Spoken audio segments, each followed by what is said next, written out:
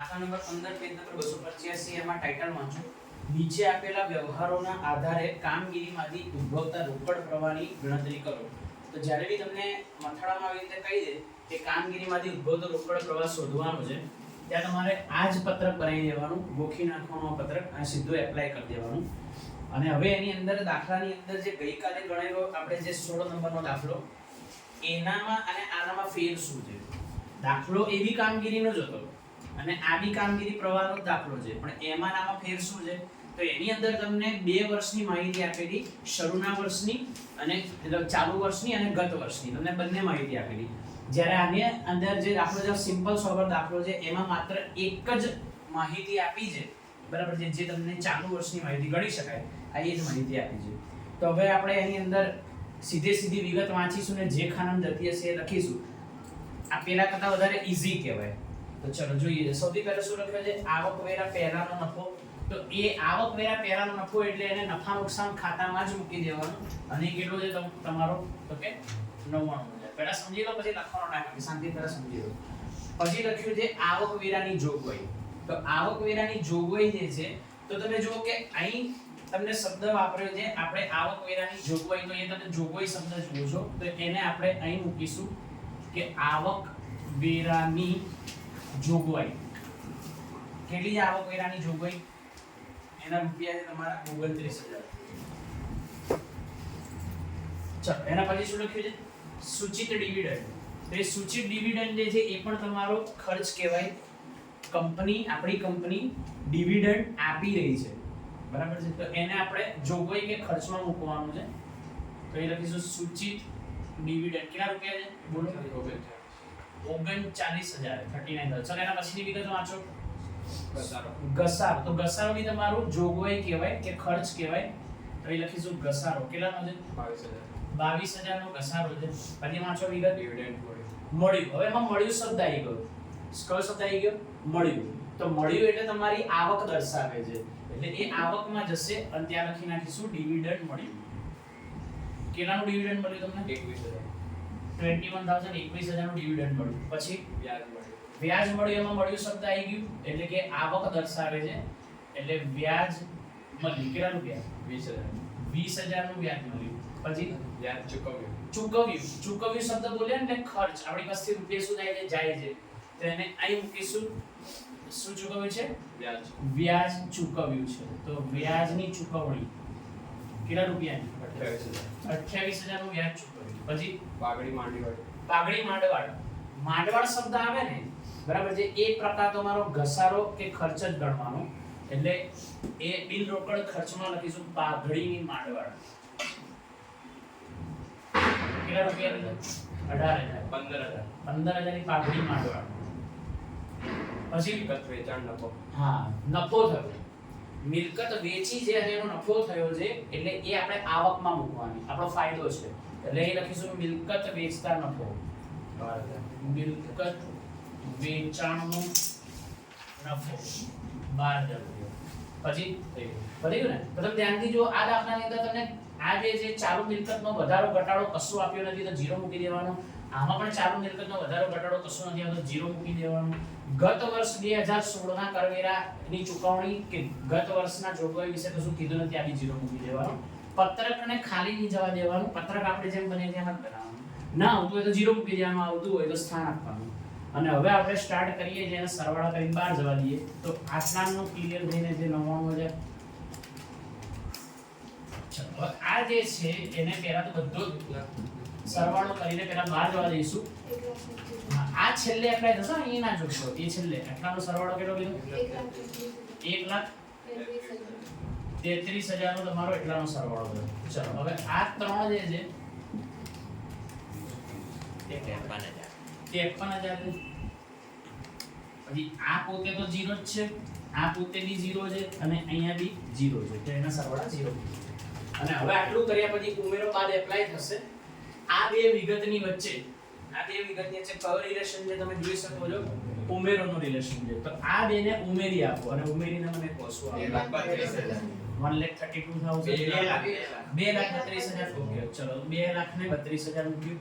હવે એ જે green pen થી લખેલી ક્લિયર અમાઉન્ટ છે, ચોખ્ખી રકમ છે, એનો નાનો સંબંધ શું છે? તો એનો નાનો સંબંધ બાદનો છે. તો બાદ કરી આપો 179,179,00,000 બરાબર. હવે એમાં તમે +0 કરો છો તો બી એનું એ જ રહે છે. તમે પછી એમાંથી -0 કરો છો તો બી એનું એ જ રહે છે. ફાઇનલ અમાઉન્ટ બી તમારી કેટલી રહે છે? એની એ જ રહે છે 179,000. અને આ જે તમારું આવ્યું પ્લસમાં જવાબ આવ્યો ને, કેવો જવાબ આવ્યો? પ્લસમાં જવાબ આવ્યો. મતલબ કે આ તમારો જવાબ જે છે એ તમારો આવક પ્રવાહ બતાવે છે. કોનો? કામગીરી પ્રવૃત્તિનો આવક પ્રવાહ. દાખલા નંબર 17 માં તમને મથાળામાં એવું કીધું છે કે નીચે આપેલા વ્યવહારોના આધારે કામગીરીમાંથી ઉદ્ભવતો રોકડ પ્રવાહની ગણતરી કરો. જે પ્રમાણે મેં કીધું છે કે કામગીરીનો જેવો ટાઇટલ દેખાય એટલે આપણે આપણું ફોર્મેટ લખી નાખ્યું આપણે. દાખલાની અંદર પછી સેકન્ડ વસ્તુ એ જોવાની કે તમને એક જ વર્ષની એટલે કે ચાલુ વર્ષની માહિતી આપી છે કે પછી તમને ગત વર્ષ અને ચાલુ વર્ષ એટલે કે 16 અને 17 બંનેની માહિતી આપી છે એમ જોવાનું. તો તમે આની અંદર જુઓ તો તમને 16 અને 17 બંનેની તમને માહિતી આપી છે. અને મેં તમને જેમ લાસ્ટ લેક્ચરની અંદર સમજાવ્યું કે 16 જે છે એને શરૂની બાકી સમજવાની, 17 ને તમારે આખરની બાકી સમજવાની. 16 જે છે એને પહેલા એવા શબ્દથી હું ઉચ્ચારણ કરું છું અને 17 ને અત્યારે એવી રીતે ઉચ્ચારણ કરીએ છીએ આપણે. બરાબર. એ પ્રમાણે કમ્પેરિઝન કરવાની છે અને પછી એમાં લખવાનું છે. તો સૌથી પહેલા તો સ્ટાર્ટ કરીએ છીએ નફા નુકસાન ખાતું. જે લખેલું છે નફા નુકસાન ખાતું. તો તમે જો એની અંદર આખર માઈનસ શરૂ. તો એમાં શરૂ જે છે એને તમારે 25,000 છે અને તમારી જે આખરની બાકી જે છે તમારી કેટલી છે? હવે 60,000 છે. બાદ બાકી મને કરી આપો તો જરા 25,000 માઈનસ 60,000 35,000. તો ચલો અહીં મૂકી દીધા મેં 35,000. પછી આગળ વધીએ. શું આપ્યું છે? સામાન્ય અનામત. સામાન્ય અનામત હતી 35 અને અત્યારે 45. તો ડિફરન્સ કાઢો સામાન્ય અનામતનો. 10,000. 35 ને 45 હે ને? એટલે કે સામાન્ય અનામત જે છે એ આપણું જોગવાઈ કે અનામત કહેવાય. જોગવાઈ અને અનામત ઓલમોસ્ટ સેમ. એટલે કે ત્યાં લખી નાખ્યું અનામત 10,000 ની. ડિફરન્સ કાઢી લખતા જવાનું છે. પછી જે કરવેરાની જોગવાઈ. હવે ત્યાં ધ્યાન રાખવા જેવી બાબત છે કે કરવેરાની જોગવાઈમાં જે ચાલુ વર્ષની જોગવાઈ હોય ને એને ઉપર રાખવાની. મેં તમારા માટે ઓલરેડી ક્લેરિફાઈ કરી રાખ્યું છે કે જે ગત વર્ષની હોય ને કરવેરાની જોગવાઈ પણ કઈ ગત વર્ષની એટલે કે 16 ની એને નીચે રાખવાની છે. એનો ડિફરન્સ કાઢીને નથી લખવાનો. તો અહીંયા ધ્યાન આપજો કે આપણે લખીએ છે કે કરવેરાની જોગવાઈ બ્રેકેટમાં 17 વાળી હોય ને એટલે કે ચાલુ વર્ષની એને ઉપર રાખવાની, 16 વાળી નીચે રાખવાની. આઈએમપી પોઈન્ટ યાદ રાખવાનું તમારે. બરાબર છે. તો બોલો 17 વાળી જોગવાઈ કેટલી છે? તો કે 17 વાળી જોગવાઈ છે 38,000 અને 16 વાળી જોગવાઈ કેટલી છે? 45,000. તો એને નીચે રાખવાની. સમજાઈ ગયું? આમાં પછી ડિફરન્સ કાઢીને લખવા નહીં જવાનું, એ તો ખોટું પડી જશે. આ રીતે બતાવવાનું છે. ચલો એના પછી આગળ ઘસારા ભંડોળ. તો ઘસારા ભંડોળ જે છે એનો ડિફરન્સ કાઢો અને મને કહો. ઘસારા ભંડોળ 10,000 નું ઘસારા ભંડોળ. તમે તફાવત કાઢીને મને આ જવાબ આપ્યો છે પેલામાંથી પેલું માઈનસ કરીને. પછી ઘસારા ભંડોળ પછી છે પાઘડી. તો બોલો પાઘડી જે છે એ પાઘડીના કેટલા ડિફરન્સ નીકળે છે? 38,000 અને 27,000 છે ને? હા તો એ પાઘડી માંડવાળ બોલવાનું. શું બોલવાનું? પાઘડી માંડવાળ. ઘટી કેમ નહીં ગઈ? તો કે માંડીવાળી એટલે 11,000. પછી બોલો આગળ દેવાદાર. દેવાદાર. હવે ધ્યાન આપો. દેવાદાર શબ્દ તમે બોલ્યો એટલે તરત મગજમાં ક્લિક થઈ ગઈ કે ચાલુ મિલકતની શરૂઆત કરી રહ્યા છે. શેની વાત કરી રહ્યા છે? ચાલુ મિલકત. તો યા તો આ હેડિંગ નીચે જશે યા તો આ હેડિંગ નીચે જશે. જોઈએ. હવે મારા સવાલનો જવાબ આપો. દેવાદાર પહેલા કેટલાના હતા? પહેલા એટલે 16 વાળા બોલવાના. 39,000. અત્યારે કેટલા છે? 49,000. તો વધી ગયા ને? તો મતલબ ચાલુ મિલકતમાં વધારો દર્શાઈ રહ્યા છે. એટલે કે 38,000. દેવાદાર પહેલા કેટલા હતા? ધ્યાનથી જુઓ. ના ના સર બરાબર 39. ઓકે ચલો તો દેવાદાર અત્યારે તમારા દેવાદાર 39,000 ના અને અત્યારે 49,000 ના. તો તમે જો કે વધારો થયો ને તો મતલબ આ હેડિંગ નીચે જશે. ધ્યાન આપો. ચાલુ મિલકત જે છે એમાં વધારો થઈ રહ્યો છે તો આ હેડિંગ નીચે લખીશું દેવાદારમાં વધારો. 10,000 નો વધારો થયો ને તો લખી નાખ્યો 10,000. પછી આગળ બોલો લેણદાર. લેણદાર. લેણદાર એટલે તમારો ચાલુ દેવા છે. એટલે કે હવે આ હેડિંગ માંથી જોઈ કયું આવે છે? આમાંથી આવે છે કે આમાંથી? લેણદાર પહેલા કેટલા હતા? 29,000. અત્યારે કેટલા છે? 39,000. વધી ગયા. મતલબ કે ચાલુ દેવું હતું અને એમાં વધારો થયો છે એટલે અહીંયા આપણે શબ્દ વાપરીશું લેણદારનો વધારો 10,000 રૂપિયા. ચાલો પછી આગળ બોલો. ખર્ચા ચૂકવવાના બાકી. હા તો ચૂકવવાના બાકી ખર્ચાને દેવું કહેવાય. ચાલુ દેવું. હવે એમાં નક્કી કરીએ વધારો થયો કે ઘટાડો થયો. પહેલા કેટલા હતા? 17,000. અત્યારે 5,000. ઘટી ગયા. મતલબ કે ચાલુ દેવું ઘટી રહ્યું છે. આ લીધો આ હેડિંગ નીચે જશે. ચાલુ દેવું અને એમાં શું થઈ રહ્યો છે? ઘટાડો. તો આ હેડિંગ માં લખીશું કે ચૂકવવાના બાકી ખર્ચનો ઘટાડો. 5,000. ઘટાડો 5,000 રૂપિયા. ચલો પછી આગળ બોલો. અગાઉના ચૂકવેલ ખર્ચા. એ મિલકત કહેવાય. અગાઉથી ચૂકવેલ ખર્ચાને ચાલુ મિલકત કહેવાય. પહેલા કેટલા હતા? 10,000. 10,000. અત્યારે 14,000. વધી ગયા. હે ને? એટલે કે આ હેડિંગ નીચે જશે. ચાલુ મિલકતનો વધારો એટલે કે આ હેડિંગ નીચે જશે અને ત્યાં લખીશું અગાઉથી ચૂકવેલ ખર્ચામાં વધારો 4,000 રૂપિયાનો વધારો થયો છે. પછી બસ પતી. પતી ગયું ને? નીચે તમે જો એક્સ્ટ્રા વિગત આપી હશે, છે. નીચે એક્સ્ટ્રા વિગત હોય તો એને આપણે ગોઠવવાની. ખર્ચ હોય તો ઉપર ને આવક હોય તો અહીંયા. બોલો પહેલી વિગત. મિલકત વેચાણનો નફો. નફો જે એને આવકમાં લખીશું તો મિલકત વેચતા નફો. મિલકત વેચતા નફો કેટલો? 15,000. ચલો પછી ભાડાની આવક. ભાડાની આવક. તેમને આવક શબ્દ લખી જ નાખ્યો ને તો આ હેડિંગમાં લખીશું ભાડાની આવક. 48,000. 48,000 ની ભાડાની આવક છે. પછી ડિવિડન્ડની ચુકવણી. ચૂકવણી શબ્દ બોલ્યા ને તો ખર્ચમાં જતા રહેવાનું. ક્યાં જતા રહેવાનું? ખર્ચ. અહીંયા લખીશું ડિવિડન્ડ ચૂકવ્યું. ડિવિડન્ડ ચૂકવ્યું 10,000. પછી ફર્નિચર વેચાણનું નુકસાન. નુકસાન બોલ્યા ને, નુકસાન કે ખર્ચ હોય તો અહીંયા ઉપર જતા રહેવાનું.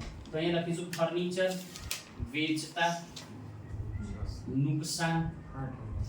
ફર્નિચર વેચતા નુકસાન છે 8,000. પછી ડિબેન્ચર પર વ્યાજ ચૂકવ્યું. ચૂકવ્યું શબ્દ બોલ્યા ને એટલે ખર્ચમાં જતા રહેવાનું. તો અહીંયા લખીશું ડિબેન્ચર નું વ્યાજ ચૂકવણી. કેટલા રૂપિયાની? 32,000. 32,000 ડિબેન્ચર વ્યાજની તમે ચૂકવણી કરી છે. બીજું કઈ છે? પતી ગયું ને? બસ તો હવે સરવાળા બાદબાકી શરૂ કરીએ છે. પહેલા તો 35,000 જે છે એને આપણે એઝ ઇટ ઇઝ આપણે બહાર મૂકી દઈએ. 35,000 ફાઇનલ એમાઉન્ટ તરીકે. આનો 35 ધ્યાનથી પ્લસ કરજો હા બધાનો સરવાળો.